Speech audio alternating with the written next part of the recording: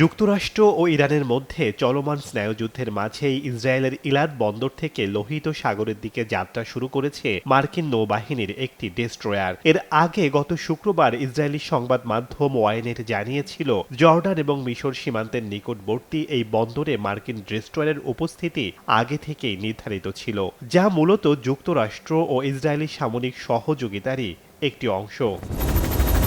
বিশ্লেষকরা বলছেন, এই মোতায়েন কেবল রুটিন মাফিক নয়, ইরানি বিক্ষোভকারীদের ওপর দমন পীড়ন বন্ধ এবং নতুন পরমাণু চুক্তিতে তেহরানকে বাধ্য করতে প্রেসিডেন্ট ডোনাল্ড ট্রাম্পের ক্রমাগত হুমকির পর মধ্যপ্রাচ্যে নৌ প্রভাব বাড়াচ্ছে পেন্টাগন। বর্তমানে এই অঞ্চলে যুক্তরাষ্ট্রের 6টি ডেস্ট্রয়ার, একটি এয়ারক্রাফট ক্যারিয়ার এবং 3টি লিটোরাল কমব্যাট শিপ মোতায়েন রয়েছে।